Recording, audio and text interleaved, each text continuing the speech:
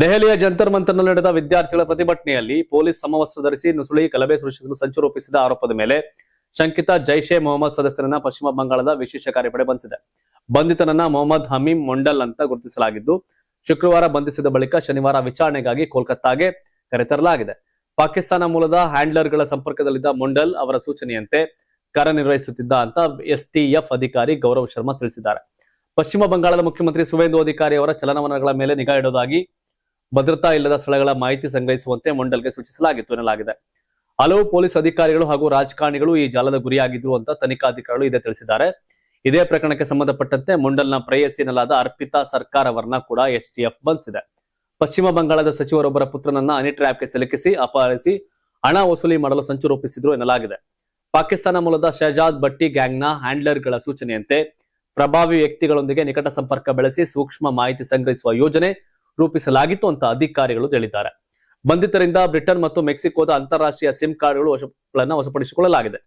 Instagram, WhatsApp, Telegram ಸೇರಿದಂತೆ encrypt messaging ಆಪ್ಗಳ ಮೂಲಕ ಪಾಕಿಸ್ತಾನದ ಹ್ಯಾಂಡ್ಲರ್ಗಳೊಂದಿಗೆ ಸಂಪರ್ಕದಲ್ಲಿದ್ದ ಬಗ್ಗೆ ತನಿಖೆಯಲ್ಲಿ ಮಾಹಿತಿ ಲಭ್ಯವಾಗಿದೆ. ಬಿಜೆಪಿ ಮಾಜಿ ರಾಷ್ಟ್ರೀಯ ವಕ್ತಾರ ಶಹಜಹಾನ್ ಪೂನಾವಾಲಾ ಪ್ರಧಾನಿ ನರೇಂದ್ರ ಮೋದಿ ವಿರುದ್ಧ ಅಸಮಾಧಾನ ವ್ಯಕ್ತಪಡಿಸಿರುವ ವಿಡಿಯೋವೊಂದನ್ನ ಸಾಮಾಜಿಕ ಜಾಲತಾಣದಲ್ಲಿ ಹಂಚಿಕೊಂಡಿದ್ದಾರೆ.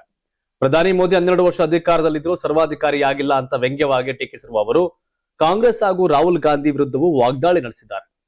ಇನ್ಸ್ಟಾಗ್ರಾಂನಲ್ಲಿ ಹಂಚಿಕೊಂಡಿರತಕ್ಕಂಥ ವಿಡಿಯೋದಲ್ಲಿ ಮಾತನಾಡಿದಂತ ಪೂನಾವಾಲಾ, ಪ್ರಧಾನಿ ನರೇಂದ್ರ ಮೋದಿ ಬಗ್ಗೆ ನನಗೆ ಸಂಪೂರ್ಣ ನಿರಾಶೆಯಾಗಿದೆ. 12 ವರ್ಷಗಳಾದರೂ ಅವರಿಗೆ ಸರ್ವಾಧಿಕಾರಿಯಾಗುವುದು ಹೇಗೆ ಎಂಬುದು ತಿಳಿದಿಲ್ಲ ಅಂತ ಹೇಳಿದ್ದಾರೆ. ತಮ್ಮನ್ನ ಟೀಕಿಸಿದವರು ಹಾಗೂ ಕೆಲ ಸಾಂವಿಧಾನಿಕ ಅಧಿಕಾರಿಗಳನ್ನ ಕ್ಷಮಿಸುವಂತೆ ಪ್ರಧಾನಿ ಮೋದಿ ಮನವಿ ಮಾಡಿರುವುದನ್ನ ಉಲ್ಲೇಖಿಸಿದ ಅವರು ಇದನ್ನ ಸರ್ವಾಧಿಕಾರದ ರಾಜಕೀಯಕ್ಕೆ ವಿರುದ್ಧವಾದ ನಡೆ ಅಂತ ವ್ಯಂಗ್ಯವಾಡಿದ್ದಾರೆ. ರಾಹುಲ್ ಗಾಂಧಿ ಹಾಗೂ ಕಾಂಗ್ರೆಸ್ ನಾಯಕರ ವಿರುದ್ಧವೂ ಟೀಕಾ ಪ್ರಾರಂಭಿಸಿದ ಪೂನಾವಾಲಾ ಕಾಂಗ್ರೆಸ್ನ ಇಂದಿನ ಆಡಳಿತ ಮತ್ತು ತುರ್ತು ಪರಿಸ್ಥಿತಿಯನ್ನ ಪ್ರಸ್ತಾಪಿಸಿದ್ದಾರೆ. ಇಂದಿರಾ ಗಾಂಧಿ ಆಡಳಿತದಲ್ಲಿ ವಿರೋಧ ಪಕ್ಷದ ನಾಯಕರನ್ನ ಜೈಲಿಗೆ ಹಾಕಲಾಗಿತ್ತು ಅಂತ ಆರೋಪಿಸಿದ ಅವರು ಅಣ್ಣಾ ಹಜಾರೆ ನೇತೃತ್ವದ ಚಳುವಳಿಯ ಸಂದರ್ಭದಲ್ಲೂ ಪ್ರತಿಭಟನಾಕಾರರ ವಿರುದ್ಧ ಪ್ರಕರಣ ದಾಖಲಿಸಲಾಗಿತ್ತು ಅಂತ ಹೇಳಿದ್ದಾರೆ. ಕೇರಳ ಹಾಗೂ ಕರ್ನಾಟಕದಲ್ಲಿ ಸಾಮಾಜಿಕ ಜಾಲತಾಣ ಪೋಸ್ಟ್ಗಳಿಗೆ ಸಂಬಂಧಪಟ್ಟಂತೆ ಪ್ರಕರಣ ದಾಖಲಾಗಿರುವ ವಿಚಾರವನ್ನ ಪ್ರಸ್ತಾಪಿಸಿ ಕಾಂಗ್ರೆಸ್ ವಿರುದ್ಧ ವಾಗ್ದಾಳಿ ನಡೆಸಿದ್ದಾರೆ. ಪೂನಾವಾಲಾ ಅವರು ತಮ್ಮ ಎಕ್ಸ್ ಖಾತೆಯ ಬಯೋದಿಂದ ಬಿಜೆಪಿ ರಾಷ್ಟ್ರೀಯ ವಕ್ತಾರ ಎಂಬ ಉಲ್ಲೇಖವನ್ನ ತೆಗೆದು ಹಾಕಿರುವುದು ಗಮನ ಸೆಳೆದಿದೆ. ಆದರೆ ಪ್ರಧಾನಿ ಮೋದಿ ಅವರ ಜೀವಮಾನದ ಬೆಂಬಲಿಗ ಅಂತ ತಮ್ಮನ್ನ ಬಣಿಸಿಕೊಂಡಿದ್ದಾರೆ. ಇದ್ದಾಗ ಜೈ, ಹೋದಾಗ್ಲೂ ಜೈ ಅಂತಾರೆ. ಮತ್ ಮೋದಿ ಗೊತ್ತಿಲ್ಲ ಏನ್ ಕತೆ ಅಂತ. ಪ್ರಧಾನಿ ನರೇಂದ್ರ ಮೋದಿ ಅವರಿಗೆ ಹೆಚ್ಚುತ್ತಿರುವ ಜನಪ್ರಿಯತೆ ಕಂಡು ಲೋಕಸಭೆ ವಿರೋಧ ಪಕ್ಷದ ನಾಯಕ ರಾಹುಲ್ ಗಾಂಧಿ ಅವರಿಗೆ ಭಯ ಶುರುವಾಗಿದೆ ಅಂತ ಕೇಂದ್ರ ಸಚಿವ ಹಾಗೂ ಬಿಜೆಪಿ ಹಿರಿಯ ನಾಯಕ ಪಿಯೂಷ್ ಗೋಯಲ್ ತೀವ್ರ ವಾಗ್ದಾಳಿ ನಡೆಸಿದ್ದಾರೆ. ಇಂದು ಮುಂಬೈನಲ್ಲಿ ಮಾಧ್ಯಮಗಳೊಂದಿಗೆ ಮಾತನಾಡಿದಂತ ಗೋಯಲ್ ತಮ್ಮನ್ನ ಯುವ ನಾಯಕ ಎಂದು ಭಾವಿಸುತ್ತಿದ್ದ ರಾಹುಲ್ ಗಾಂಧಿಗಿಂತ ಮೋದಿ ಅವರೇ ಯುವಕರಿಗೆ ಹೆಚ್ಚು ಪ್ರಿಯರು ಎಂಬುದು ಈಗಾಗಲೇ ಸಾಬೀತಾಗಿದೆ. ದೇಶದ ಇಂದಿನ ಯುವ ಪೀಳಿಗೆ ಜಂಜಿ ಸದಾ ಬಿಜೆಪಿ ಮತ್ತು ವಿಕಸಿತ ಭಾರತವನ್ನ ನಿರ್ಮಿಸುವ ಪ್ರಧಾನಿ ಮೋದಿ ಅವರ ಕನಸಿಗೆ ಬೆಂಬಲವಾಗಿ ನಿಂತಿದ್ದಾರೆ ಅಂತ ಪ್ರಸ್ತಾಪಿಸಿದ್ದಾರೆ. ಪ್ರಧಾನಿ ಮೋದಿ ಅವರು ವಿಶ್ವದ ಅತ್ಯಂತ ಜನಪ್ರಿಯ ನಾಯಕರಾಗಿದ್ದಾರೆ. ಯುವ ಜನರೊಂದಿಗೆ ಸಂಪರ್ಕ ಸಾಧಿಸುವ ಶೈಲಿ ಮತ್ತು ಸಾಮಾಜಿಕ ಜಾಲತಾಣಗಳಲ್ಲಿ ಅವರ ಸಕ್ರಿಯ ಉಪಸ್ಥಿತಿಯು ದೇಶದ ಅಭಿವೃದ್ಧಿಗೆ ವೇಗವನ್ನ ಕೊಡ್ತಾ ಇದೆ. ತಮ್ಮನ್ನ ಯುವ ನಾಯಕ ಎಂದು ಭಾವಿಸುತ್ತಿದ್ದ ರಾಹುಲ್ ಗಾಂಧಿ ಅವರು ಮೋದಿಯ ಜನಪ್ರಿಯತೆ ಮತ್ತು ಯುವಕರೊಂದಿಗಿನ ನಿಕಟ ಬಾಂಧವ್ಯವನ್ನ ಕಂಡು ನಿರಾಸೆಗೆ ಒಳಗಾಗಿದ್ದಾರೆ ಅಂತ ಲೇವಡಿ ಮಾಡಿದ್ದಾರೆ.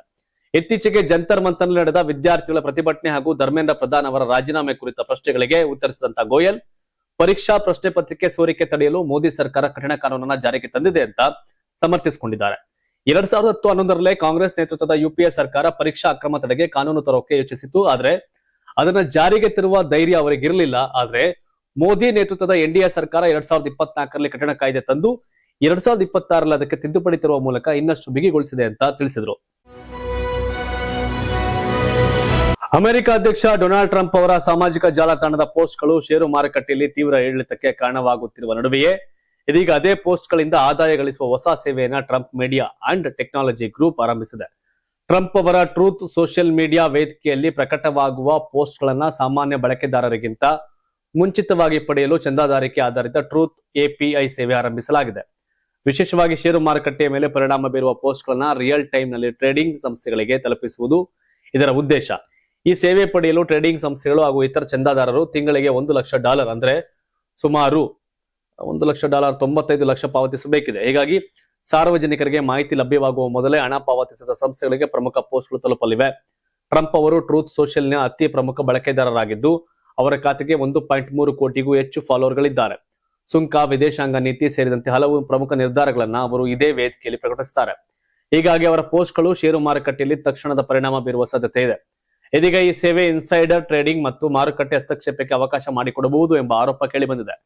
ಡೆಮೊಕ್ರೆಟಿಕ್ ಸಂಸದರಾದ ಆಡಮ್ ಶಿಫ್ ಹಾಗೂ ಎಲಿಜಬೆತ್ ವಾರನ್ ಅವರು SEC ಅಧ್ಯಕ್ಷ ಪಾಲ್ ಅಟ್ಕಿನ್ಸ್ಗೆ ಪತ್ರ ಬರೆದು ತನಿಖೆಗೆ ಒತ್ತಾಯಿಸಿದ್ದಾರೆ. ಇದರ ನಡುವೆ ಟ್ರಂಪ್ ಮೀಡಿಯಾ ಷೇರುಗಳ ಮೌಲ್ಯ ಕುಸಿತದಿಂದ ಹೂಡಿಕೆದಾರರಿಗೆ ಭಾರಿ ನಷ್ಟವಾಗಿದೆ ಎಂಬ ವರದಿಗಳು ಚರ್ಚೆಗೆ ಬಂದಿವೆ.